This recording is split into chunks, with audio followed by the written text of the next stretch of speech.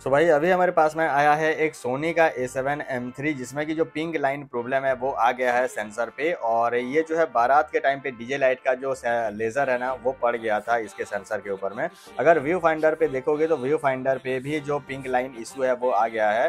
तो इस केस में हमें इसका जो सीमोस है ना उसको ही चेंज करना पड़ेगा, और इसका जो सीमोस का प्राइस है वो काफ़ी ज़्यादा महंगा आता है। प्रॉपर इस मॉडल का सीमोस का प्राइस आता है वो है 35,000 रुपीज़।